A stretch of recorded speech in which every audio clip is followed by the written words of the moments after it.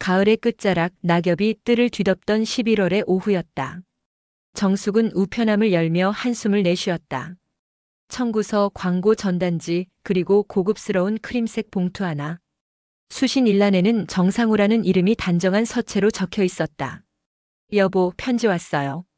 거실 소파에 앉아 TV를 보던 상우가 고개를 돌렸다. 70세의 나이답지 않게 여전히 반듯한 자세, 하지만 요즘은 어딘가 생기가 없어 보였다. 은퇴 후 3년 한때 건설회사 임원이었던 남편은 이제 하루 종일 집에만 있었다. 뭔데요? 글쎄요.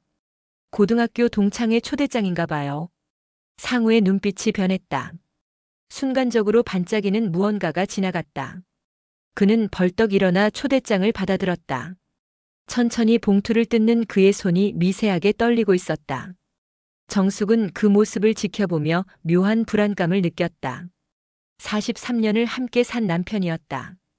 그의 모든 표정, 모든 습관을 알고 있다고 생각했다. 하지만 지금 상우의 얼굴에 떠오른 표정은 낯설었다. 설렘? 기대? 아니면 그리움?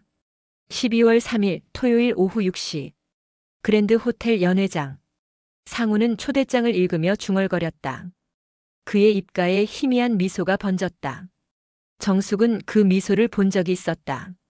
아주 오래전 그들이 처음 만났을 때 상우가 자신에게 보내던 그런 미소였다. 가실 거예요? 정숙의 물음에 상우는 잠시 망설이다 고개를 끄덕였다. 응. 오랜만에 친구들도 보고. 가봐야겠어. 평소 외출을 극도로 꺼리던 남편이었다. 자식들 모임도 피하고 친구들과의 약속도 대부분 취소했다.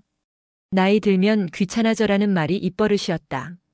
그런 남편이 고등학교 동창회에 가겠다고. 그날 저녁 상우는 식사 내내 산만했다. 숟가락을 놓쳤다가 다시 들고 밥을 먹다가 멍하니 창밖을 바라보기를 반복했다. 정숙이 무슨 생각해요? 라고 묻자 그는 아무것도 아니야 라고 대답했지만 그의 눈은 멀리 어딘가를 향하고 있었다. 밤이 되자 상우는 서재로 들어갔다. 정숙은 설거지를 하면서 슬쩍 서재 문틈으로 안을 들여다봤다. 상우는 오래된 앨범을 펼쳐놓고 있었다. 흑백 사진들.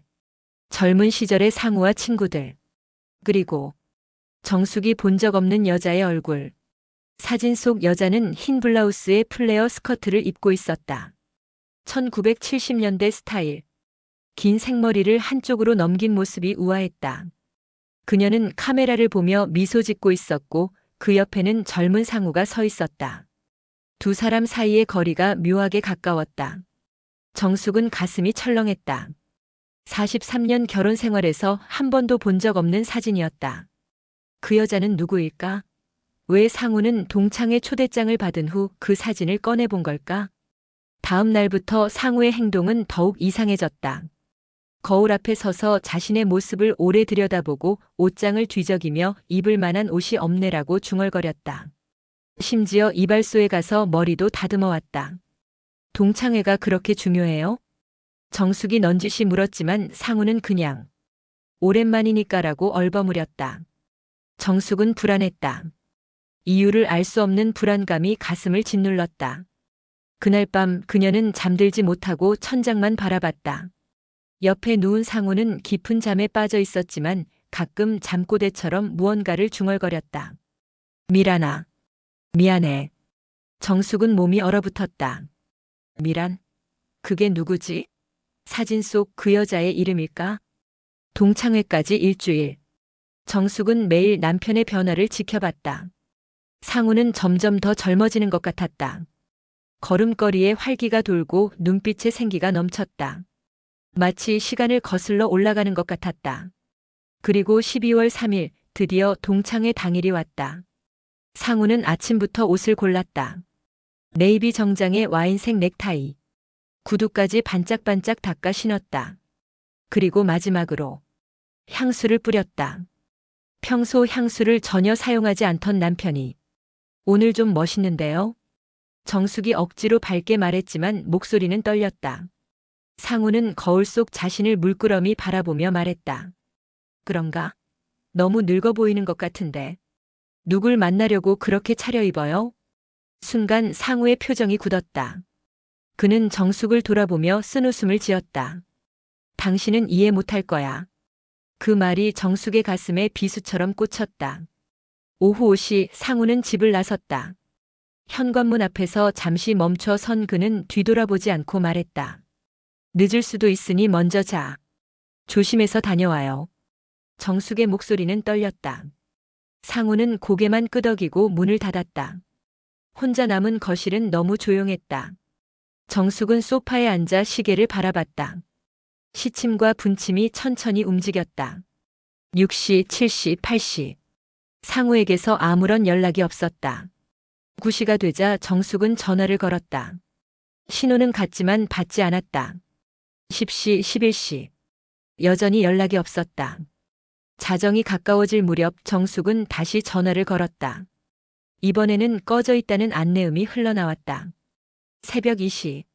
정숙은 거실 불을 모두 켜고 소파에 앉아 있었다. 현관문이 열리기를 기다리며. 하지만 문은 열리지 않았다. 새벽 4시. 정숙은 깨달았다. 남편이 돌아오지 않을 거라는 것을. 그리고 무언가 끔찍한 일이 시작되었다는 것을. 그녀는 떨리는 손으로 다시 전화기를 들었다. 하지만 전화를 걸기 전에 멈췄다. 누구에게 전화해야 할까? 경찰? 아들에게? 아니면 동창회 장소에 직접 가봐야 할까? 창밖으로 새벽이 밝아오고 있었다. 정숙은 서재로 걸어갔다. 상우가 보던 그 앨범을 다시 펼쳤다. 흰 블라우스의 여자. 미란. 그녀는 여전히 사진 속에서 미소 짓고 있었다.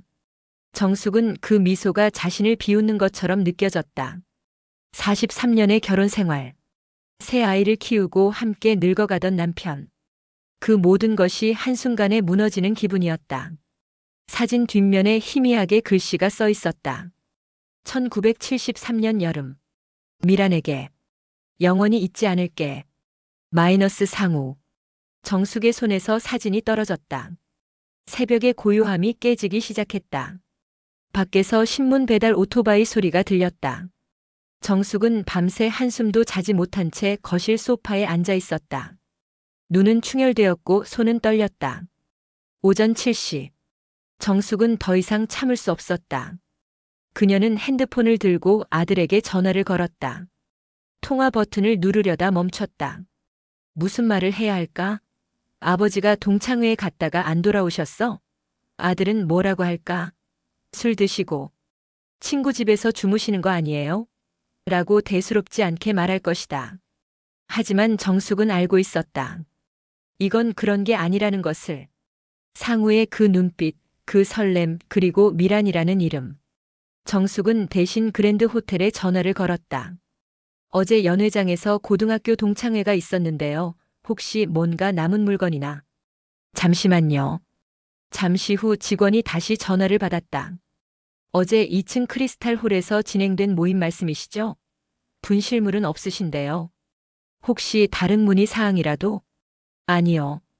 감사합니다. 정숙은 전화를 끊고 SNS를 검색하기 시작했다. 요즘 사람들은 모임이 있으면 사진을 올린다고 아들이 말한 적이 있었다. 손이 익숙하지 않았지만 천천히 검색창에 대성고등학교 동창회를 입력했다. 몇 개의 게시물이 나왔다. 정숙은 떨리는 손으로 사진들을 확대했다. 단체 사진. 335 모여있는 사람들. 그리고 있었다. 상우가. 사진 속 상우는 웃고 있었다. 오랜만에 보는 환한 미소였다. 그런데 그의 옆에 여자가 한 명 앉아 있었다. 정숙은 숨이 멎는 것 같았다. 사진을 최대한 확대했다. 여자는 60대 후반으로 보였다. 우아한 베이지색 원피스를 입고 진주 목걸이를 하고 있었다. 하지만 무엇보다 정숙을 놀라게 한 것은 그 얼굴이었다. 서재에서 본 그 사진. 흰 블라우스의 여자. 50년이 지난 미란의 얼굴이었다. 정숙은 사진을 저장하고 게시물을 쓴 사람의 프로필을 확인했다. 김영호. 상우의 동창인 것 같았다. 댓글들을 읽어 내려갔다. 오랜만이야. 다들 그대로네 키읔키읔. 미란이까지 와서 완전 감동. 미란이 정말 오랜만이다. 잘 지냈어?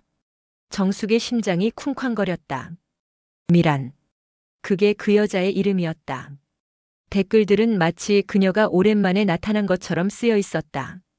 정숙은 더 많은 정보를 찾기 위해 미란이라는 이름으로 검색했다. 하지만 성이 없으니 결과가 너무 많았다. 그녀는 다시 게시물로 돌아가 댓글을 읽었다. 강미란, 진짜 오랜만이지? 강미란. 정숙은 그 이름을 수첩에 적었다. 떨리는 손글씨로. 오전 10시. 정숙은 더 이상 기다릴 수 없었다. 그녀는 외출복으로 갈아입고 그랜드 호텔로 향했다. 택시 안에서도 계속 상우에 전화를 걸었지만 여전히 꺼져 있었다. 호텔 로비에 도착한 정숙은 프런트에 다가갔다. 어제 2층에서 동창회가 있었는데요. 혹시 참석자 명단을 볼 수 있을까요? 제 남편이. 직원은 정중하지만 단호하게 말했다. 죄송하지만 개인정보 보호 때문에 명단을 공개할 수 없습니다. 제발요. 남편이 어젯밤부터 연락이 안 돼서. 그러시면 경찰에 신고하시는 게. 정숙은 고개를 숙였다. 로비를 나와 엘리베이터 앞에 섰다. 2층으로 가는 버튼을 눌렀다. 어제 동창회가 열렸던 크리스탈 홀로 가보기로 했다. 복도는 조용했다. 크리스탈 홀 앞에 도착하자 문이 열려 있었다. 청소 직원들이 홀을 정리하고 있었다. 정숙은 안으로 들어갔다. 저기요, 혹시 어제 여기서 동창회 있었죠? 젊은 청소 직원이 고개를 끄덕였다. 네, 있었어요. 혹시 이 사람 보셨어요? 정숙은 핸드폰으로 상우의 사진을 보여줬다. 글쎄요. 사람이 많아서. 근데 왜 그러세요? 제 남편인데 어젯밤부터 연락이 안 돼서요. 청소 직원은 동료를 불렀다. 50대 중반쯤 되어 보이는 여자였다. 언니, 이분이 남편분 찾으신대요. 어제 동창회 참석하셨는데 연락이 안 된다고. 나이 든 직원은 정숙의 핸드폰을 들여다봤다. 아, 이분. 봤어요. 정숙의 눈이 커졌다. 정말요? 언제요? 어떻게 보셨어요? 동창회 끝나고 나갈 때 봤어요. 여자분이랑 같이 나가시더라고요. 여자요? 네. 베이지색 원피스 입은 우아한 분이었어요. 두 분이 굉장히 친해 보였어요. 팔짱까지 끼고 나가셨거든요. 정숙은 다리에 힘이 풀렸다. 팔짱을 끼고 그분들 어디로 갔는지 혹시? 주차장 쪽으로 가시던데요. 그 이후론 모르겠어요. 정숙은 감사 인사를 하고 주차장으로 내려갔다. 하지만 주차장에는 아무것도 없었다. CCTV가 있었지만 일반인이 볼 수 있는 게 아니었다. 정숙은 다시 집으로 돌아왔다. 그녀는 책상 앞에 앉아 인터넷 검색을 시작했다. 강미란 대성고등학교. 몇 개의 결과가 나왔다. 동창회 관련 글들, 오래된 학보 기사들. 그리고 하나의 기사가 정숙의 눈을 사로잡았다. 전 대성고 교사 강미란 씨 교통사고로 사망. 기사 날짜는 2003년 8월 15일. 20년 전이었다. 정숙은 기사를 클릭했다. 손이 너무 떨려 마우스를 제대로 잡을 수조차 없었다. 지난 14일 오후 11시경 경기도 가평군. 북면의 한 도로에서 강미란 45씨가 운전하던 승용차가 중앙선을 넘어 트럭과 충돌했다.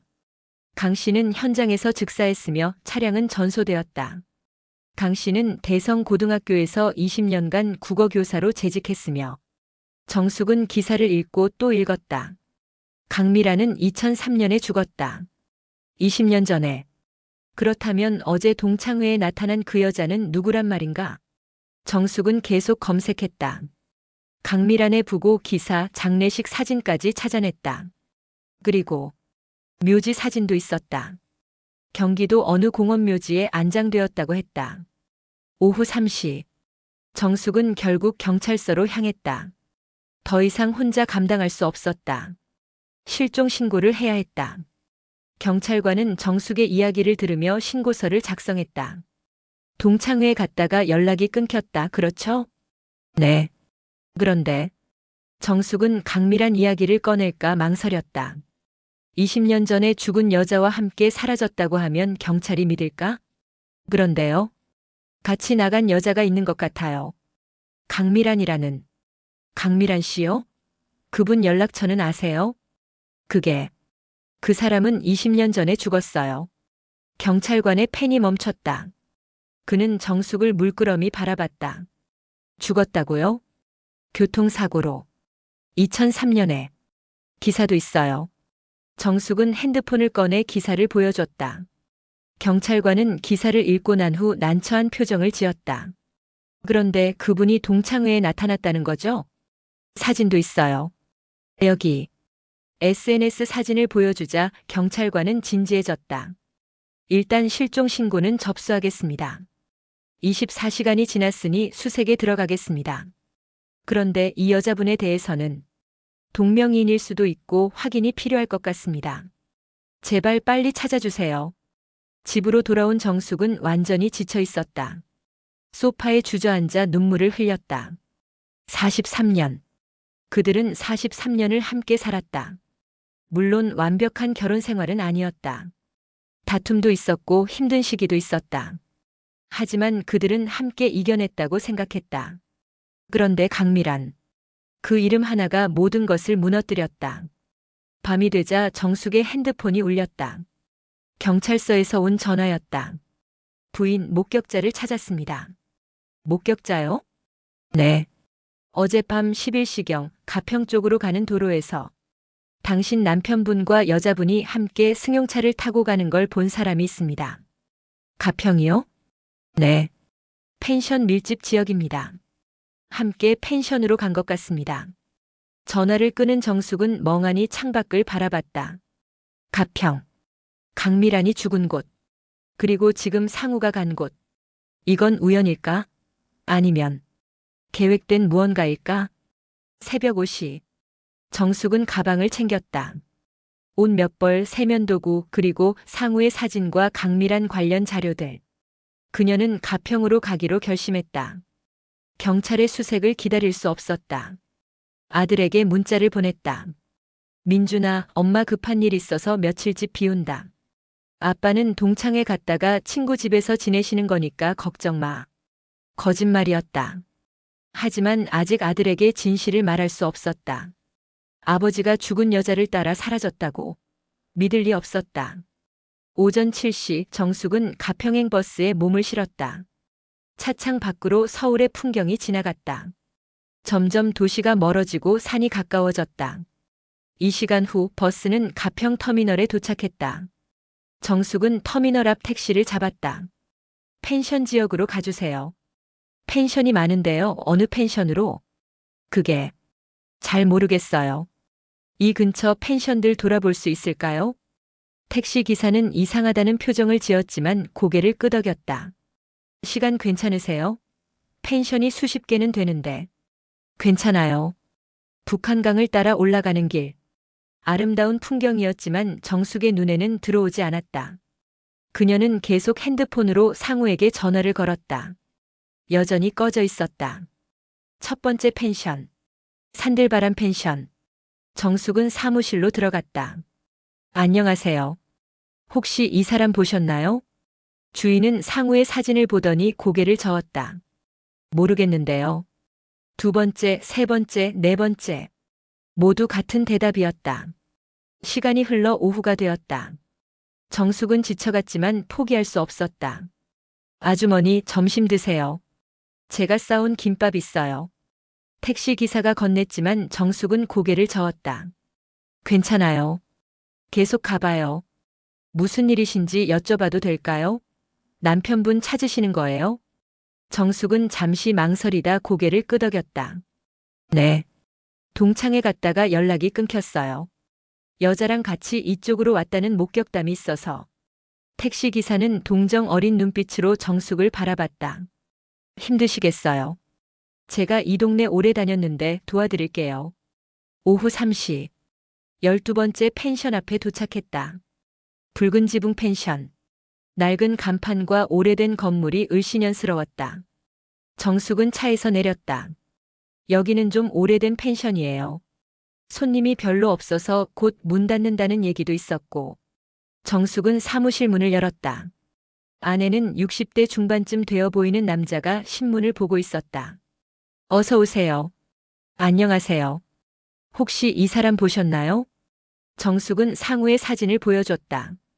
남자는 안경을 고쳐 쓰고 사진을 자세히 들여다봤다. 그의 표정이 변했다. 아, 이분. 정숙의 심장이 쿵쾅거렸다. 보셨어요? 언제요? 그저께 저녁에 오셨어요. 여자분이랑 같이. 여자요? 어떤 여자였어요? 베이지색 옷 입은 우아한 분이었어요. 나이는 60대 후반쯤. 강미란이었다. 정숙은 숨이 막혔다. 그분들 지금 여기 계세요? 남자는 고개를 저었다. 아니요. 어제 아침 일찍 체크아웃 하셨어요. 어디로 가셨는지? 그건 모르겠어요. 그냥 짐 싸서 나가시더라고요.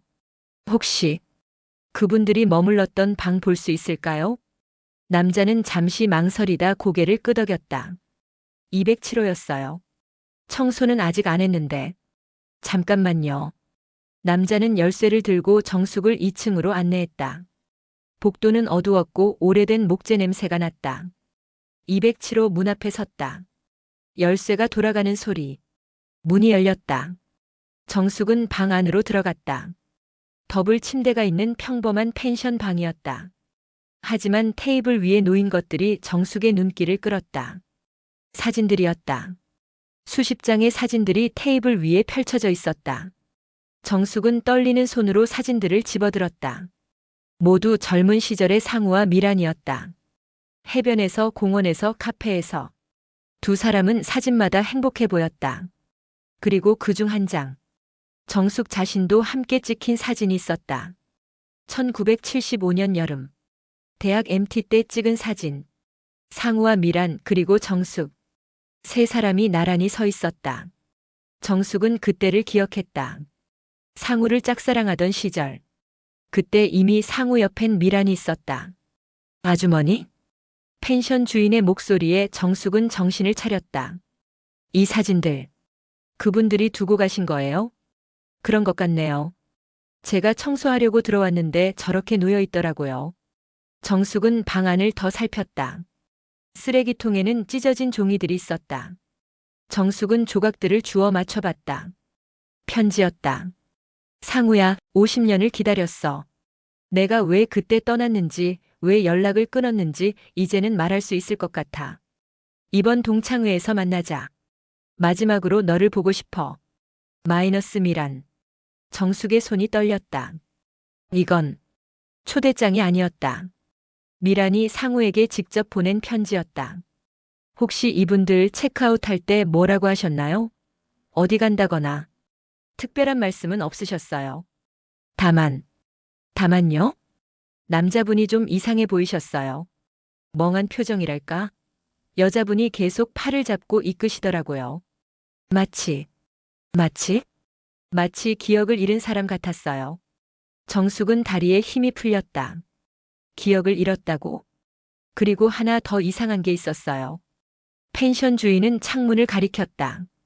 저녁에 제가 지나가다 우연히 봤는데 그분들이 창가에 서 계시더라고요. 그런데요? 여자분이 혼자였어요. 남자분은 안 보이고 여자분이 혼자 중얼거리시는데 무슨 말인지는 못 들었지만 굉장히 슬퍼 보였어요. 정숙은 몸에 소름이 돋았다. 그게 무슨 말씀이세요? 남자분은 어디 계셨는데요? 그건 저도. 침대에 누워 계셨나? 잘 모르겠어요. 정숙은 사진들을 가방에 넣었다. 이 사진들 가져가도 될까요? 네, 그러세요. 펜션을 나온 정숙은 택시에 올랐다. 머릿속이 복잡했다. 미라는 20년 전에 죽었다. 하지만 동창회에 나타났고 상우와 함께 펜션에 왔다. 그리고 지금 어딘가로 사라졌다. 아주머니, 이제 어디로 갈까요? 정숙은 생각했다. 강미란의 고향. 그녀가 어디서 자랐는지, 어디서 죽었는지 알아야 했다. 경찰서로 가주세요. 가평 경찰서에서 정숙은 담당 형사를 만났다. 서울에서 연락받았습니다. 실종 신고 건으로 오셨죠? 네. 그리고 새로운 정보가 있어요. 정숙은 펜션에서 찾은 사진들과 편지 조각들을 보여줬다. 형사는 심각한 표정으로 자료들을 살펴봤다. 강미란이라는 여성분 정말 2003년에 사망하신 게 맞습니까? 네. 확인해 보세요. 사망 기록도 있고 묘지도 있어요. 형사는 컴퓨터를 두드렸다. 몇 분 후 그의 얼굴이 굳었다. 이상하네요. 뭐가요? 강미란 씨 맞습니다. 2003년 8월 14일 교통사고로 사망. 화장 후 경기도 평화공원묘지에 안장. 그런데요? 같은 이름으로 2달 전에 주민등록이 재발급됐어요. 네. 누군가 강미란 명의로 신분증을 재발급받았어요. 그리고 1달 전에 이 주소로 전입신고가 되어 있습니다. 형사는 주소를 보여줬다. 가평군 북면. 강미란이 사고로 죽은 바로 그 지역이었다. 지금 바로 가봐야겠어요. 제가 동행하겠습니다. 오후 6시. 정숙과 형사는 북면의 한 마을에 도착했다. 낡은 주택들이 드문드문 있는 조용한 시골 마을이었다. 형사가 가리킨 집은 오래된 2층 단독주택이었다. 문을 두드렸다. 대답이 없었다. 형사는 다시 강하게 문을 두드렸다. 경찰입니다. 계시면 문 열어주세요. 여전히 대답이 없었다. 형사는 문고리를 돌렸다. 잠겨 있지 않았다. 문이 천천히 열렸다. 실례하겠습니다. 안으로 들어간 정숙과 형사는 숨을 멈췄다. 거실 벽면이 온통 사진으로 뒤덮여 있었다. 상우의 사진들. 젊은 시절부터 최근까지 수백 장의 사진들이 마치 재단처럼 배열되어 있었다. 이게 뭐죠? 형사가 중얼거렸다. 정숙은 사진들을 하나하나 살펴봤다. 대부분 몰래 찍은 것 같았다. 상우가 출근하는 모습, 공원을 산책하는 모습, 카페에 앉아 있는 모습. 그리고 테이블 위에는 일기장이 놓여 있었다. 정숙은 떨리는 손으로 일기장을 펼쳤다. 2024년 9월 1일. 드디어 준비가 끝났다. 50년을 기다렸다. 이제 상우를 데려올 시간이다. 그는 나를 기억할까? 내가 왜 떠났는지 알까? 상관없다. 곧 우리는 다시 함께할 것이다. 2024년 10월 15일. 상우의 집 근처를 지나갔다. 그는 늙었다. 하지만 여전히 내가 사랑했던 그 사람이다. 그의 아내를 봤다. 정숙. 그녀도 늙었다. 그녀는 내가 준 행복을 빼앗아갔다. 하지만 이제 되찾을 것이다. 2024년 11월 20일. 동창회 초대장을 보냈다. 상우는 올까? 올 것이다. 나를 잊지 못했을 테니까. 우리의 마지막 약속을 기억할 테니까. 정숙은 일기장을 놓을 수 없었다. 계속 읽어내려갔다. 2024년 12월 3일. 그를 만났다. 50년 만에. 그는 나를 알아봤다. 눈물을 흘렸다. 미란아, 정말 너야? 나는 고개를 끄덕였다. 나야, 상우야. 기다렸어. 우리는 펜션으로 갔다. 마지막 밤을 함께하기 위해. 마지막 페이지였다. 2024년 12월 4일. 이제 시간이 없다. 그를 데려가야 한다. 우리가 가기로 했던 곳으로. 20년 전 내가 떠난 그곳으로. 이번에는 함께. 영원히. 정숙은 일기장을 떨어뜨렸다. 형사님. 이게 무슨. 형사는 무전기를 들었다. 본청 여기 1팀. 즉시 지원 바랍니다. 그리고 강미란 묘지 확인 부탁합니다. 정숙은 주저앉았다. 20년 전 죽은 여자가 살아 돌아왔다고. 아니면 누군가 그녀를 사칭하고 있는 건가? 1시간 후 형사의 무전기가 울렸다. 1팀 본청입니다. 평화공원 묘지 확인했습니다. 상황은 강미란 씨 묘. 파헤쳐져 있습니다. 정숙은 비명을 질렀다. 밤 11시. 정숙은 가평의 한 모텔방에 누워 있었다. 형사는 그녀를 이곳에 데려다 준 후 수사를 계속하러 갔다. 위험할 수 있으니 여기 계시라는 말을 남기고. 하지만 정숙은 잠들 수 없었다. 천장을 바라보며 하루 종일 본 것들이 머릿속을 맴돌았다. 벽을 가득 채운 상우의 사진들. 집착으로 가득한 일기장. 그리고 파헤쳐진 무덤. 새벽 2시. 정숙은 벌떡 일어났다. 더 이상 기다릴 수 없었다. 형사의 말을 무시하고 그녀는 옷을 갈아입었다. 미란의 고향 마을로 가야 했다. 2003년 기사에 나온 마을. 미란이 자라고 마지막으로 떠난 그곳. 택시를 부를 수 없는 시간이었다. 정숙은 걸었다. 어두운 시골길을 따라. 핸드폰 지도를 보며 북쪽으로. 1시간을 걸었다. 다리가 아팠지만 멈출 수 없었다. 새벽 3시 30분.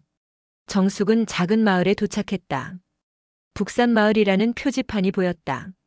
기사에 나온 그 마을이었다. 하지만 마을은 거의 폐촌 상태였다. 불이 켜진 집은 서너 채뿐이었다. 정숙은 유일하게 불이 켜진 가게로 걸어갔다. 24시간 편의점이었다. 안에는 70대쯤 되어 보이는 할머니가 졸고 있었다. 저기요. 할머니가 화들짝 놀라며 눈을 떴다. 어머, 깜짝이야. 이 시간에 누구세요? 죄송해요. 길을 잃어서. 혹시 이 마을에 오래 사셨어요? 60년 넘게 살았지. 여기서 태어났어. 정숙은 가슴이 두근거렸다. 그럼 혹시 강미란이라는 사람 아세요? 할머니의 얼굴이 굳었다. 미란이를. 왜 그 이름을 여기서 들어? 아는 사람이에요? 할머니는 한숨을 쉬었다. 아는 정도가 아니지. 미란이는 여기서 태어났어. 우리 마을 최고 수재였지. 서울 대학 가고 교사 되고. 그런데 그 사고가 2003년 사고요? 그래. 바로 저기 고갯길에서. 미란이는 그날 밤 서울에서 내려오다가 차가 중앙선을 넘어서. 할머니는 눈물을 닦았다. 그런데 이상한 게 있었어. 뭐가요? 미란이가 죽기 한 달 전쯤 마을에 왔었어. 굉장히 불안해 보이더라고. 나한테 이상한 말을 했어. 무슨 말을요? 할머니, 제가 만약 사라지면 누군가를 찾아달라고 할 거예요. 그런데 절대 찾지 마세요. 제가 선택한 거예요. 정숙은 숨이 막혔다. 그게 무슨 뜻이죠? 나도 몰라. 그때는 무슨 소린가 싶었는데. 한 달 후에 사고가 났잖아. 나는 미란이가 자살한 거라고 생각해. 자살요? 경찰은 사고라고 했지만 미란이는 운전 30년 경력이야. 그런 사람이 중앙선을 넘어? 게다가 그날 비도 안 왔어. 날씨도 맑았고. 할머니는 창밖을 가리켰다. 그리고 또 이상한 일이 있었어. 한 달 전쯤부터. 뭔데요? 미란이가 돌아왔어. 정숙은 눈이 커졌다. 네? 돌아왔다고요? 응. 이 마을에.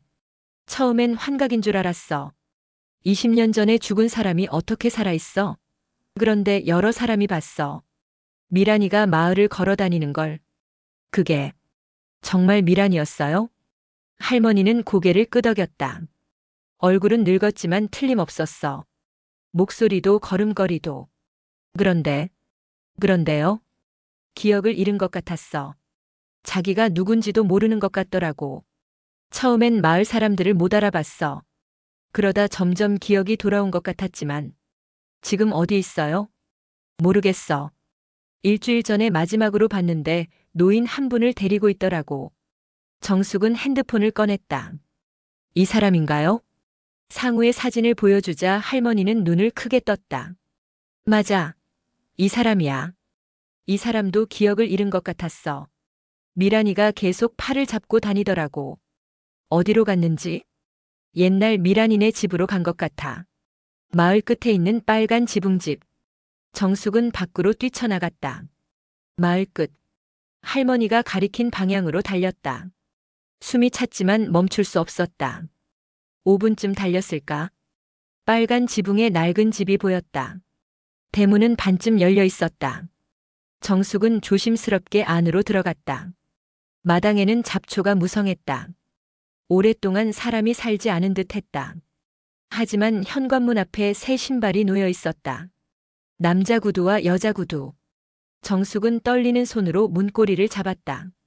문이 열렸다. 안은 어두웠다. 손으로 벽을 더듬어 스위치를 찾았다. 불이 켜졌다. 거실은 깨끗했다. 누군가 최근에 청소한 것 같았다. 벽에는 오래된 가족 사진들이 걸려 있었다. 젊은 미란과 그녀의 부모님. 여보. 정숙은 조심스럽게 불렀다. 대답이 없었다. 그녀는 2층으로 올라가는 계단을 올랐다. 삐걱거리는 소리가 집안에 울렸다. 2층 복도. 방문이 3개 있었다. 첫 번째 방은 비어 있었다. 두 번째 방도 마찬가지. 마지막 방. 정숙은 문 앞에 섰다. 손을 뻗어 문고리를 잡으려는 순간 안에서 소리가 들렸다. 상우야. 기억나? 여자의 목소리였다. 정숙은 숨을 죽였다. 여기가 우리가 처음 만난 곳이야. 1970년 여름. 너는 친구 따라 이 마을에 왔었지. 나는 여기서 자라고 있었고. 정숙은 문틈으로 안을 들여다봤다. 어둠 속에서 두 사람의 실루엣이 보였다. 창가에 서 있는 여자. 그리고 의자에 앉아 있는 남자. 우리는 사랑에 빠졌어. 너무나 깊이. 하지만 여자의 목소리가 떨렸다. 나는 선택해야 했어. 너와 함께 있으면 내 미래가 망가질 것 같았어. 너는 서울로 가서 대학을 가야 했고 나는 여기 묶여 있었으니까. 정숙은 문을 열었다. 삐걱. 두 사람이 돌아봤다. 당신. 정숙의 목소리가 떨렸다. 여자는 미란이었다. 아니, 미란처럼 보이는 누군가였다. 희미한 달빛에 비친 그녀의 얼굴은 창백했다. 그리고 의자에 앉은 남자. 상우였다. 하지만 그의 눈빛은 공허했다. 마치 혼이 빠진 사람처럼. 여보, 나예요. 정숙이에요. 정숙은 다가갔다. 하지만 상우는 그녀를 못 알아보는 것 같았다. 그저 멍하니 창밖을 바라볼 뿐이었다. 그를 데려갈 순 없어요. 미란이 말했다. 그녀의 목소리는 차갑고 단호했다. 당신이 뭔데 내 남편을. 당신의 남편? 미란이 웃었다. 그는 원래 내 사람이었어요. 당신이 빼앗아간 거죠. 무슨 소리예요? 우리는 43년을 함께 살았어요. 43년의 거짓말. 미란이 다가왔다. 그는 매일 밤 내 이름을 불렀을 거예요. 당신과 함께 있으면서도 나를 생각했을 거예요. 정숙은 할 말을 잃었다. 사실이었다. 가끔 상우가 잠꼬대로 다른 이름을 부르는 걸 들었었다. 하지만 애써 외면했었다. 그래도 그는 나를 선택했어요. 당신이 떠난 후에 나를 선택했다고요. 그래요. 나는 떠났죠. 미란의 눈에 눈물이 고였다. 그가 행복하길 바라면서. 하지만 나는 너무 외로웠어요. 너무 아팠어요. 매일 그를 그리워하며 살았어요. 그러다 결국 미라는 창밖을 가리켰다.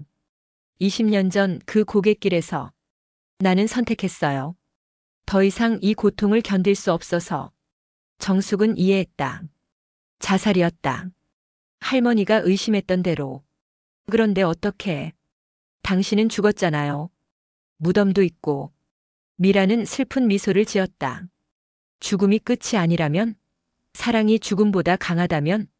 정숙은 뒷걸음질 쳤다. 이 여자는 미쳤다. 아니면 당신 정말 미란이에요? 아니면 그 순간 상우가 입을 열었다. 미란아. 둘 다 그를 돌아봤다. 상우는 미란을 바라보고 있었다. 그의 눈에 초점이 돌아왔다. 미란아, 넌 죽었잖아. 20년 전에. 나 여기 있어, 상우야. 아니야. 상우가 고개를 저었다. 넌 유령이야. 내가 날 데려가려는 거야. 함께 가자고. 정숙은 소름이 돋았다. 여보, 정신 차려요. 하지만 상우는 정숙을 보지 않았다. 오직 미란만 바라봤다. 그래, 미란아. 가자. 너와 함께라면. 안 돼. 정숙은 상우의 팔을 붙잡았다. 하지만 그의 몸은 차갑고 축 늘어져 있었다. 여보, 정신 차려요. 나예요, 정숙이에요. 그때 미란이 정숙의 손을 잡았다. 그 순간 정숙은 무언가를 느꼈다. 미란의 손이 차가웠다. 사람의 체온이 아니었다. 당신. 정숙은 손을 뿌리치고 뒤로 물러났다. 미란은 그저 슬픈 미소를 지을 뿐이었다. 이제 알겠어요? 나는 20년 전에 이미 끝난 사람이에요.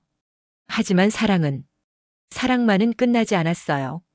그래서 돌아온 거예요. 남의 남편을 데려가려고. 남의 남편이 아니에요. 미란의 목소리가 높아졌다. 그는 언제나 내 사람이었어요. 당신이 끼어든 거예요. 아니에요. 당신이 떠난 거예요. 당신이 그를 버린 거라고요. 두 여자는 마주보고 서 있었다. 50년의 시간과 죽음을 사이에 두고 나는 그를 위해 떠났어요. 미란이 말했다. 하지만 당신은 그저 빈자리를 채운 것뿐이에요. 그의 마음속엔 언제나 내가 있었어요. 정숙은 입술을 깨물었다. 거짓말이라고 아니라고 말하고 싶었다. 하지만 솔직히 알고 있었다. 상우가 가끔 먼 곳을 바라보는 눈빛. 그 속에 자신이 아닌 누군가가 있다는 것을. 그래도 정숙의 목소리가 떨렸다. 그래도 그는 나와 43년을 살았어요. 새 아이를 낳고 함께 늙어가며. 그게 진짜 사랑 아니에요? 미라는 잠시 침묵했다. 당신이 부러웠어요. 그녀가 조용히 말했다. 20년 동안 무덤 속에서 나는 당신이 그와 함께하는 모든 순간을 지켜봤어요. 행복한 순간도 힘든 순간도. 당신은 그의 곁에 있었고 나는. 미라는 눈물을 닦았다. 투명한 눈물이었다. 나는 죽어서도 그를 잊을 수 없었어요. 그래서 돌아온 거예요. 마지막으로. 함께 가기 위해. 안 돼요. 정숙은 상우 앞을 막아섰다. 데려갈 수 없어요. 그는 아직 살아있어요. 가족이 있고 삶이 있어요. 그의 삶은 이미 끝났어요. 무슨 소리예요? 미라는 창밖을 가리켰다. 2시간 전 펜션에서 그는 나와 마지막 밤을 보내고 조용히 눈을 감았어요. 정숙은 숨이 멎었다. 거짓말. 그럴 리 없어요. 심장마비였어요. 고통스럽지 않았어요. 그는 내 이름을 부르면서 미소를 지으면서 갔어요. 정숙은 상우에게 달려갔다. 그의 손을 잡았다. 차가웠다. 맥박이 없었다. 아니야. 안 돼. 정숙은 상우를 흔들었다. 하지만 그는 움직이지 않았다. 단지 미란을 향해 희미하게 미소 짓고 있을 뿐이었다. 여보, 여보. 정숙의 눈물이 떨어졌다. 그녀는 43년을 함께 산 남편을 안았다. 이제 차갑게 식어가는 미란이 다가왔다. 그녀는 정숙의 어깨에 손을 얹었다. 미안해요. 하지만 이건 그의 선택이었어요. 그는 나를 만나자마자 알았어요. 내가 그를 데리러 온 걸. 그리고 그는 기꺼이 따라왔어요. 왜 날 두고? 당신을 사랑하지 않아서가 아니에요. 미란이 부드럽게 말했다.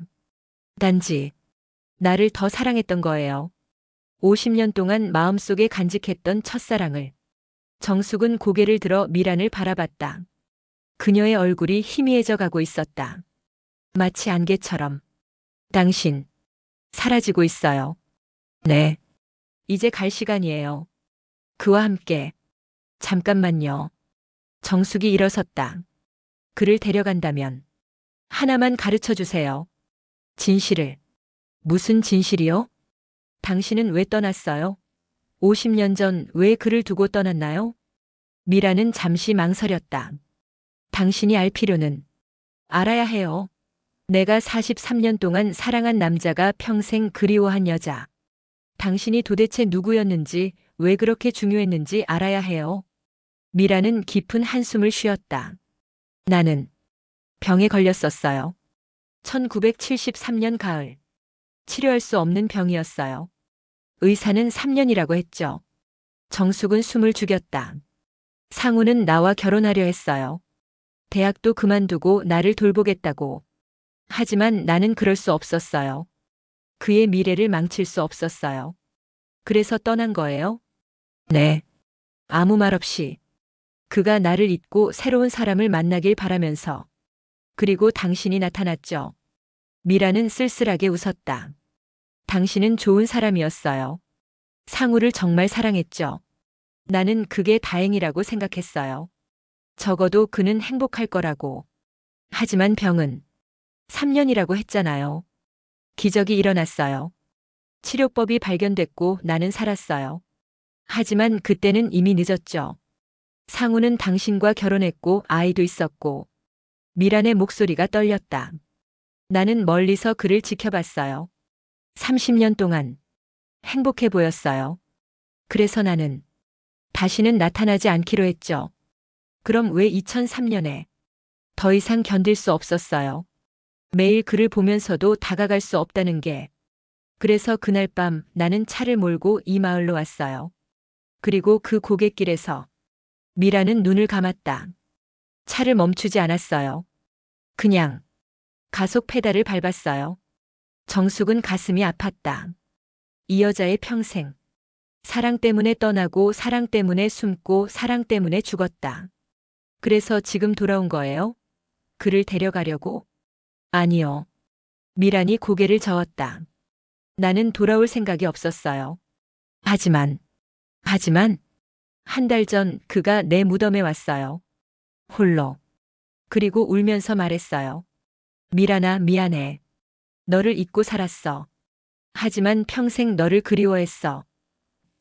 미란의 눈에서 눈물이 흘렀다. 그 말을 듣는 순간 나는 깨어났어요. 무덤에서 그를 만나고 싶다는 마음 하나로. 정숙은 이해했다. 집착이 아니었다. 사랑이었다. 죽어서도 끝나지 않은 순수하고 슬픈 사랑. 그럼 이제 어떻게 되는 거예요? 미라는 상우를 바라봤다. 그와 함께 가요. 우리가 가지 못했던 곳으로.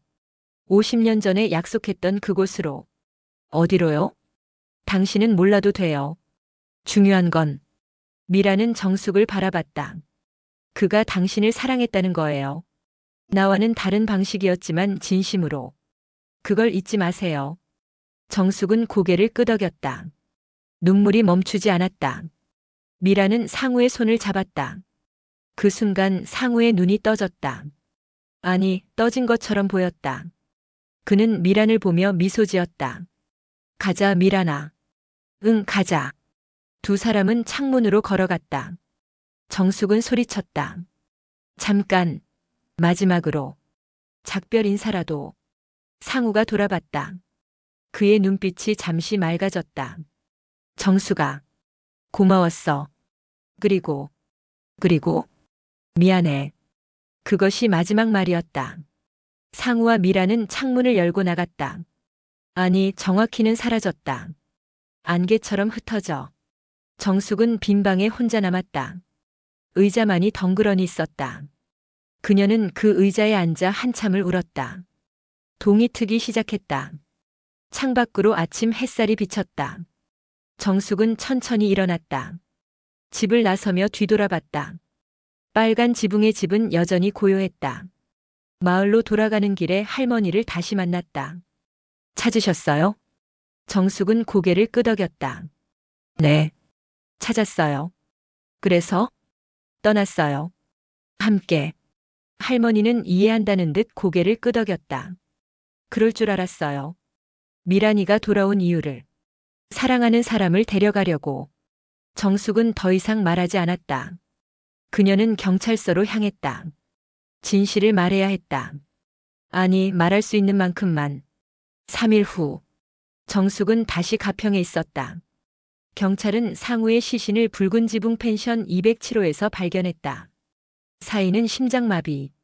미란이 말한 대로였다. 하지만 이상한 점이 있었다. CCTV를 확인한 결과 상우는 혼자 펜션에 들어갔다. 미란은 보이지 않았다. 체크인도 상우 혼자 했다. 펜션 주인의 증언과 달랐다. 이상하네요. 담당 형사가 말했다. 주인은 분명 여자와 함께 왔다고 했는데 착각이었을까요? 그럴 수도 있죠.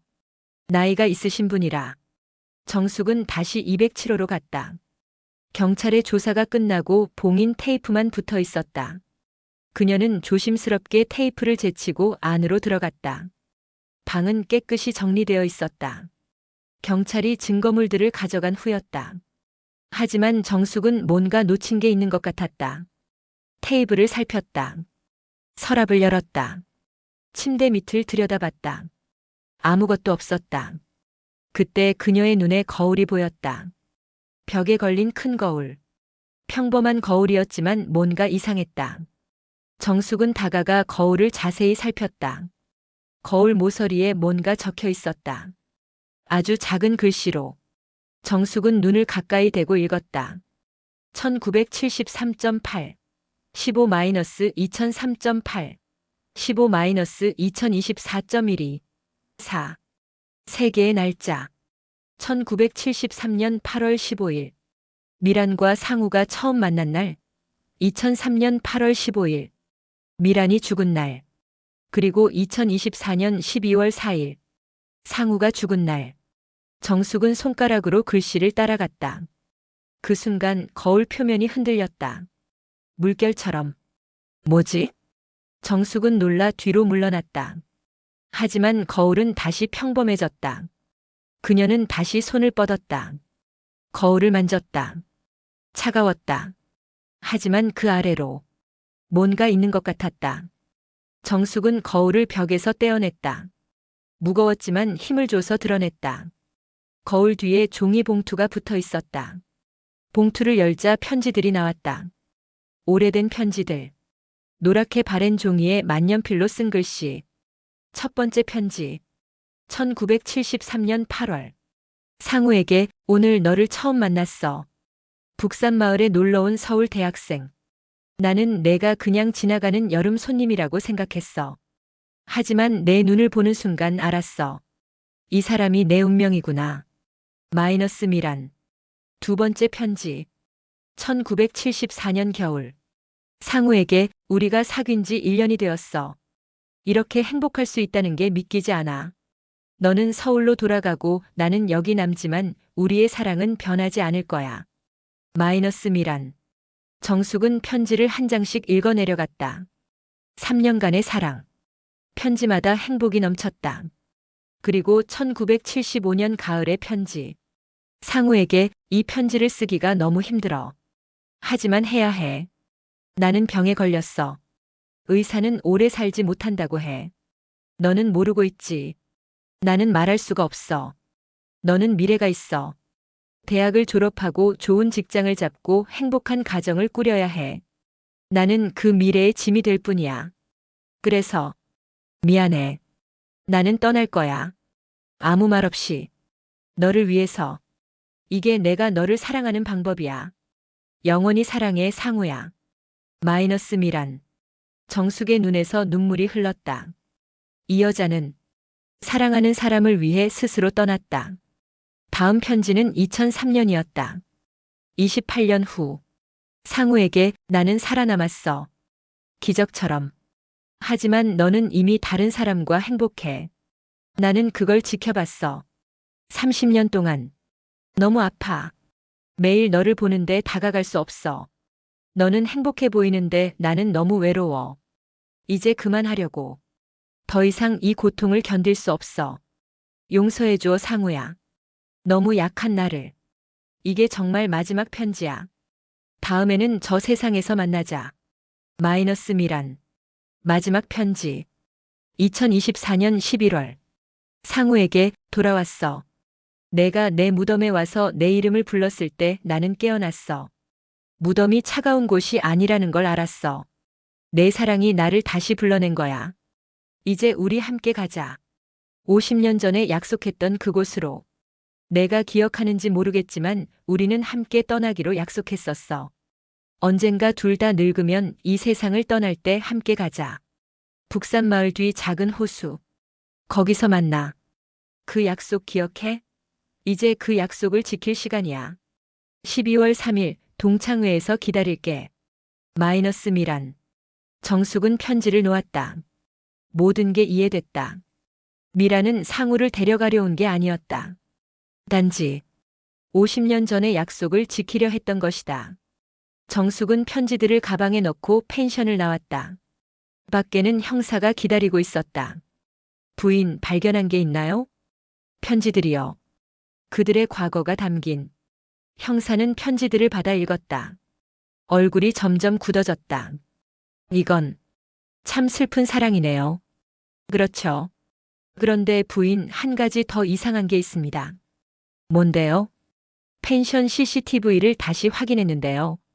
12월 3일 밤 남편분이 207호로 들어갔어요. 혼자서. 그런데요. 다음 날 새벽 4시경 방에서 빛이 났어요. 푸른 빛이. 그리고 그 후로는 아무 움직임이 없었어요. 푸른 빛이요? 네. 설명할 수 없는 현상이에요. 마치. 형사는 말을 멈췄다. 마치 뭔가요? 마치 다른 세계로 가는 문이 열린 것 같았어요. 정숙은 몸서리쳤다. 그렇다면 상우와 미라는 정말로 북산마을로 가봐야겠어요. 왜요? 그들이 약속한 장소가 있어요. 북산마을 뒤 작은 호수. 형사는 고개를 끄덕였다. 함께 가죠. 1시간 후 그들은 북산마을 뒤편의 호수에 도착했다. 작은 호수였다. 주변에는 아무도 없었다. 고요하고 평화로웠다. 여기가. 정숙은 호수가를 걸었다. 물은 맑았고 햇빛에 반짝였다. 그때 호수 한가운데에 뭔가 떠있는 게 보였다. 저게 뭐죠? 형사가 망원경을 꺼냈다. 꽃다발이네요. 붉은 장미. 정숙은 가슴이 뛰었다. 가까이 가볼 수 있을까요? 보트가 필요한데. 마을 사람에게 부탁해 작은 보트를 빌렸다. 형사와 정숙은 보트를 타고 호수 중앙으로 갔다. 꽃다발 옆에 도착했다. 정숙은 꽃을 건져 올렸다. 붉은 장미 12송이. 그리고 그 사이에 쪽지가 끼워져 있었다. 우리의 약속을 지켰어. 이제 영원히 함께야. 마이너스 상우 미란. 정숙은 쪽지를 꼭 쥐었다. 눈물이 흘렀다. 그들은 정말로 함께 떠난 것이다. 부인. 형사가 호수 건너편을 가리켰다. 저 멀리 호숫가에 두 그림자가 보였다. 노부부처럼 보였다. 손을 잡고 걷고 있었다. 정숙은 눈을 크게 떴다. 저기. 하지만 눈을 깜빡이는 순간 그림자는 사라졌다. 뭐였죠? 모르겠어요. 형사가 말했다. 환영이었을 수도. 정숙은 알고 있었다. 환영이 아니었다. 상우와 미란이었다. 마지막 인사를 하러 온 것이다. 보트를 타고 돌아오는 길 정숙은 꽃다발을 가슴에 안았다.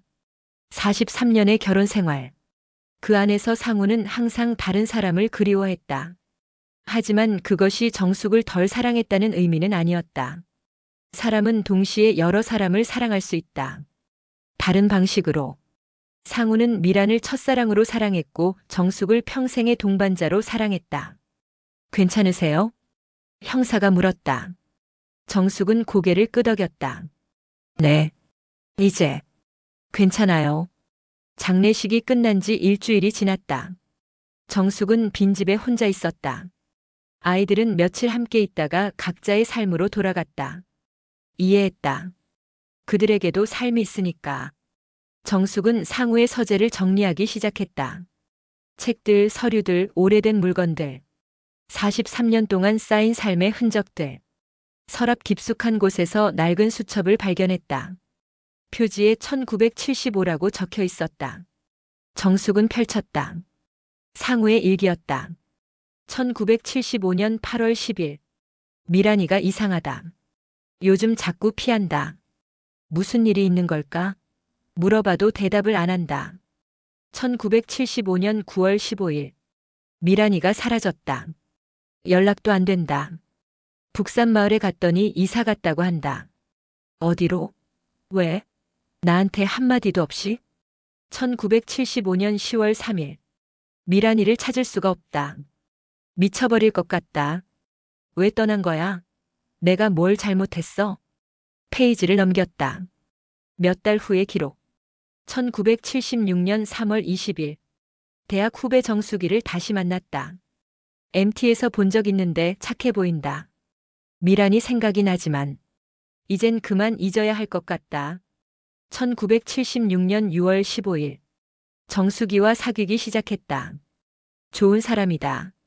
하지만 가끔 미란이 생각이 난다. 미안해, 정숙아. 나는 나쁜 놈이야. 정숙은 눈물이 흘렀다. 상우도 힘들었구나. 미란을 잊으려 노력하면서 자신을 사랑하려 애쓰면서. 일기는 계속되었다. 1980년 2월 12일. 정숙과 결혼했다. 행복해야 하는데 이상하게 꿈속에서 자꾸 미란을 본다. 그녀는 나를 보고 웃는다. 그리고 말한다. 당신은 나를 잊을 수 없을 거야. 정숙은 손을 떨며 수첩을 덮었다. 43년의 결혼 생활 속에서 단 한 번도 알지 못했던 남편의 고백이 그 작은 종이 위에 고스란히 남아 있었다. 그녀는 조용히 수첩을 가슴에 안았다. 그랬구나, 여보. 서재의 창문 틈으로 겨울 햇살이 들어왔다. 먼지가 떠올랐다. 그 빛 속에서 무언가 반짝였다. 정숙은 눈을 찌푸렸다. 그 반짝임은 거울에서 비롯된 것이었다. 며칠 전까지만 해도 평범한 거울이었다. 상우가 세상을 떠난 뒤 한 번도 손대지 않았던 그것. 그런데 오늘따라 거울 속 빛이 이상하게 요동쳤다. 마치 누군가가 그 안에서 움직이는 듯 했다. 정숙은 천천히 다가갔다. 거울 속 자신의 얼굴이 낯설게 보였다. 피곤하고 늙고 쓸쓸한 얼굴. 그런데 그 뒤로 희미하게 누군가의 그림자가 스쳤다. 상우? 그녀는 속삭였다. 그러자 거울 속 그림자가 천천히 돌아섰다. 그건 분명 상우였다. 하지만 그의 옆에는 또 한 사람이 서 있었다. 긴 머리, 흰 블라우스. 미란이었다. 정숙은 숨을 삼켰다. 그 둘은 손을 잡고 있었다. 미란이 부드럽게 웃으며 입모양으로 말했다. 고마워요. 정숙은 뒷걸음질 쳤다. 거울이 파르르 떨리며 표면이 물결처럼 일렁였다. 그녀는 두려움보다 이상한 평온함을 느꼈다. 그래, 이제 함께 있는 거구나. 하지만 그 순간 거울 속의 미란이 표정을 바꾸었다. 웃음이 사라지고 눈빛이 차가워졌다. 그리고 입모양으로 또 다른 말을 했다. 그런데 아직 끝나지 않았어. 순간 거울이 번쩍하며 금이 갔다. 정숙은 놀라 손을 뗐다. 균열이 번개처럼 거울 전체로 퍼졌다. 무슨 말이야? 그녀는 낮게 중얼거렸다. 거울 속은 이내 다시 어둠으로 가라앉았다. 하지만 균열 사이로 무언가 스며 나왔다. 하얀 종이였다. 정숙은 조심스럽게 그 종이를 꺼냈다. 거울 뒤에서 나온 건 오래된 흑백 사진 한 장이었다. 사진 속에는 젊은 상우, 미란, 그리고 또 한 여자가 있었다. 정숙은 그 얼굴을 보는 순간 숨이 멎었다. 그건 분명 자신이었다. 이게 뭐지? 사진 뒷면에는 희미한 글씨가 있었다. 1975년 여름 북산마을. 우리의 약속. 하지만 정숙은 1975년 여름의 기억이 전혀 없었다. 그녀가 상우를 처음 만난 건 1976년 봄이었다. 그럼 이 사진은 뭐란 말인가? 정숙은 서재 의자에 털썩 주저앉았다. 머리가 아득해졌다. 내가 저기에 있었다고? 그럴 리가. 그녀는 수첩을 다시 펼쳤다. 상우의 일기는 중간중간 날짜가 비어 있었다. 1975년 7월, 8월, 그리고 9월 일부가 찢겨나가 있었다. 그 부분이 사라진 채였다. 정숙은 찢긴 흔적을 손끝으로 더듬었다. 그때 무슨 일이 있었던 거야? 그때 문득 어디선가 바람소리가 났다. 창문은 닫혀 있었는데도 바람이 아니라 속삭임 같았다. 북산으로 와. 정숙은 몸을 돌렸다. 아무도 없었다. 그런데 거울 속에서 누군가가 손짓하고 있었다. 그건 미란이었다. 그녀는 검은 산길을 배경으로 손가락으로 어딘가를 가리키고 있었다. 정숙은 거울 속 장면을 유심히 봤다. 그 배경은 낯설지 않았다. 젊은 시절 상우와 함께 드라이브했던 곳, 바로 북산마을 근처의 폐가였다. 그녀는 불현듯 한 가지 기억이 떠올랐다. 결혼 전 상우가 데려간 한적한 산길. 그때 그는 여기 예전에 친구가 살았던 곳이야라고 했었다. 혹시 그 친구가 미란이었을까? 정숙의 심장이 쿵쾅거렸다. 그녀는 자리에서 일어났다. 그래, 가야겠어. 그날 밤 정숙은 작은 배낭에 상우의 수첩과 사진, 손전등을 챙겼다. 그리고 새벽녘 혼자 북산으로 향했다. 도로에는 눈이 희미하게 쌓여 있었다. 라디오에서는 낡은 트로트가 흘러나왔다. 사랑은 눈처럼 흩날리며 사라지네. 그 가사가 이상하게 마음을 찔렀다.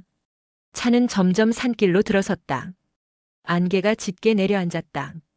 길이 거의 보이지 않았다. 그때 정숙의 시야에 어렴풋한 불빛이 들어왔다. 붉은 펜션이었다. 그곳은 상우가 마지막으로 머물렀던 장소였다. 동창회가 끝난 후 그가 사라진 그날 밤에 묵었던 곳. 경찰 기록에서도 퇴실한 흔적 없음으로 남았던 바로 그 펜션. 정숙은 천천히 차에서 내렸다. 눈 위에 발자국이 뚜렷하게 찍혔다. 하지만 이상하게도 그 발자국은 펜션 문 앞에서 사라졌다. 그녀는 문을 밀었다. 잠겨 있지 않았다. 안으로 들어서자 싸늘한 공기와 함께 낡은 향냄새가 풍겼다. 그리고 벽 한쪽에 커다란 거울 하나가 걸려 있었다. 그 거울은 집에 있던 것과 똑같았다. 아니, 그것보다 조금 더 오래되어 보였다. 정숙은 손전등을 들었다. 거울 속에는 자신의 얼굴이 비쳤다. 그런데 뒤편 어둠 속에서 또 다른 얼굴이 떠올랐다. 미란이었다. 이번엔 그녀가 웃지 않았다. 그녀의 눈가에는 눈물이 고여 있었다. 정숙 씨. 정숙은 소스라치게 놀랐다. 목소리가 들린 것이다. 거울 속에서 분명히. 당신이 미란이죠? 미란은 고개를 끄덕였다. 그리고 손가락으로 거울 아래를 가리켰다. 정숙은 조심스럽게 내려다봤다. 거기엔 작은 나무 상자가 있었다. 먼지로 뒤덮인 상자. 그녀는 떨리는 손으로 뚜껑을 열었다. 그 안에는 오래된 여자 머리핀 하나와 피로 얼룩진 수첩 한 권이 들어있었다. 표지엔 희미하게 글씨가 남아 있었다. 미란의 일기. 정숙은 수첩을 펼쳤다. 첫 페이지에 단 한 문장. 나는 정숙에게 빼앗겼다. 그녀의 손끝이 차가워졌다. 눈앞의 공기가 흔들렸다. 거울 속 미란의 표정이 점점 일그러졌다. 무슨 말이에요? 그러자 거울이 부서질 듯 요동쳤다. 미란의 목소리가 울려 퍼졌다. 그해 여름 당신이 나를 죽였잖아. 정숙의 심장이 멎었다. 손전등이 바닥에 떨어져 불빛이 요동쳤다. 거울 속에서는 젊은 시절의 정숙이 미란의 목을 조르고 있었다. 비명이 메아리 쳤다. 그럴 리가 없어, 그럴 리가. 정숙은 귀를 막았다. 하지만 그 장면은 점점 선명해졌다. 피, 울음, 그리고 상우의 절규. 거울 속에서 상우가 무릎을 꿇고 있었다. 왜 그랬어, 정숙 왜? 정숙은 고개를 흔들었다. 아니야, 난 그런 기억이 없어. 난 그런 짓 안 했어. 그러나 미란의 목소리가 속삭였다. 잊은 게 아니라 지운 거야. 당신이 나를 밀었고 상우는 나를 잃은 죄책감으로 평생을 살았어. 정숙의 눈에서 눈물이 터져 나왔다. 그게 사실이라면 난 어떻게 살아야 해. 거울 속 미란이 눈을 감았다. 이제 당신 차례야.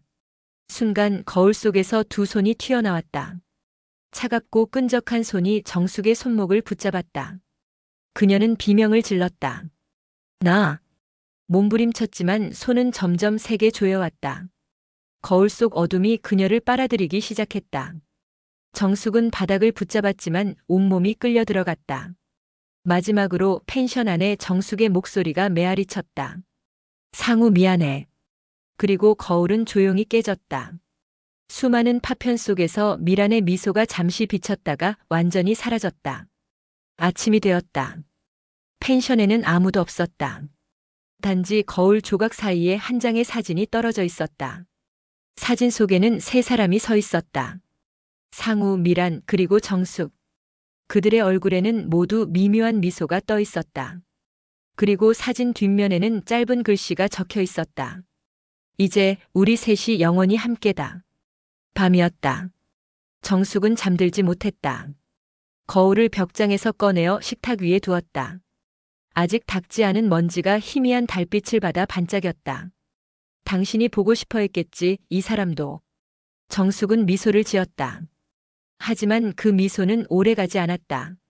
거울 속에서 그림자가 움직였다. 한 여자가 서 있었다. 붉은 드레스 차림이었다. 눈부시게 아름다운데 어딘가 슬픈 눈이었다. 정숙은 자리에서 얼어붙었다. 미란 씨? 여자는 미소를 지었다. 정숙 씨. 오랜만이에요. 목소리가 너무 선명했다. 정숙은 손으로 가슴을 움켜쥐었다. 당신이 왜 여기? 그이가 약속을 지켰어요. 그리고 나도 이제 내 약속을 지키러 왔어요. 정숙의 입술이 바짝 말랐다. 무슨 약속이요? 12월 4일 붉은 펜션. 우리가 처음이자 마지막으로 만난 날. 그날로 돌아가야 해요. 그래야 끝나요. 그 순간 거울 속의 공간이 일렁였다. 눈앞에 붉은 불빛과 폭풍우가 쏟아지는 듯한 풍경이 번쩍였다. 정숙은 정신을 차렸을 때 낯선 방 안에 있었다. 가구는 오래된 듯 했지만 모든 게 익숙했다. 그녀는 알았다. 붉은 펜션이었다. 상우와 미란이 마지막으로 묵었다던 그곳. 탁자 위에는 붉은 장미가 한 송이, 그리고 오래된 카세트 플레이어가 놓여 있었다. 플레이 버튼을 누르자 노래가 흘러나왔다. 이별의 종소리. 70년대 라디오에서 자주 듣던 곡이었다. 그녀는 창문을 열었다. 창밖에는 폭우가 내리고 있었다. 그 순간 거울 속에서 본 여자 미란이 문 앞에 서 있었다. 왔군요. 정숙은 조심스레 다가갔다. 당신이 보여주려는 게 뭐예요? 진실이요. 미란은 고개를 들었다. 그가 나를 떠난 게 아니라 내가 그를 놓았다는 진실. 정숙은 눈을 크게 떴다. 무슨 말이에요? 당신이 사라진 거잖아요.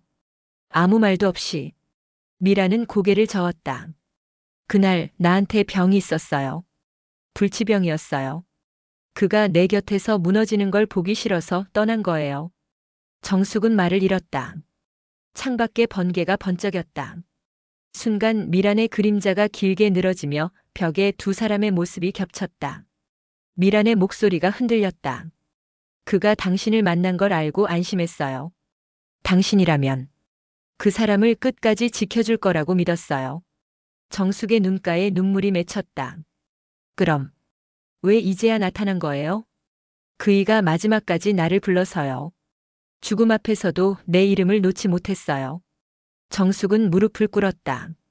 그럼 난 뭐예요? 난 그냥 대체품이었어요? 미라는 조용히 고개를 저었다. 아니요.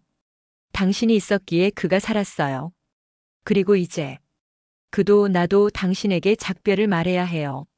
그 순간 문이 벌컥 열렸다. 차가운 바람과 함께 누군가 들어왔다. 상우였다. 젊은 시절의 모습 그대로였다. 정숙은 숨이 멎었다. 상우. 그는 두 여자를 번갈아 바라봤다. 둘 다. 고맙다. 그의 눈에 눈물이 고였다. 미란, 이제 됐다.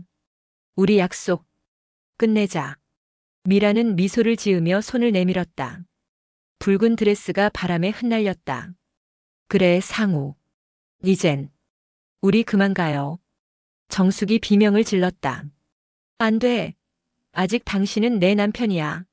나한테도 약속했잖아. 같이 늙자고. 그 순간 방 안의 모든 불이 꺼졌다. 폭우 소리만이 울렸다. 정숙은 상우의 팔을 붙잡으려 했지만 손끝이 허공을 쥐었다. 그의 모습은 이미 희미해지고 있었다. 정숙아. 그의 목소리가 울렸다. 너무 미안해. 하지만 이제야 난 진심으로 너를 사랑할 수 있을 것 같아. 그게 무슨 소리야? 사랑은 미련을 놓을 때 시작되는 거래. 그걸 이제 알았어. 그 말과 함께 미란과 상우의 모습이 빛으로 흩어졌다. 붉은 드레스가 마지막으로 흔들리고 사라졌다. 펜션의 불이 다시 켜졌다. 정숙은 바닥에 혼자 앉아 있었다. 방 안은 고요했다. 테이블 위에는 장미 한 송이만 남아 있었다. 그녀는 천천히 손을 내밀어 장미를 집었다. 꽃잎 하나가 손끝에서 떨어져 바닥에 닿자마자 사라졌다. 그렇게 가는 거구나. 그녀의 목소리가 떨렸다. 그래도 고마워요. 이제는 나도 당신들을 놓을게요. 창밖으로 비가 멈췄다. 하늘에는 무지개 같은 희미한 빛이 걸렸다. 거울을 바라보자 두 사람의 그림자가 손을 잡은 채 멀리 걸어가고 있었다.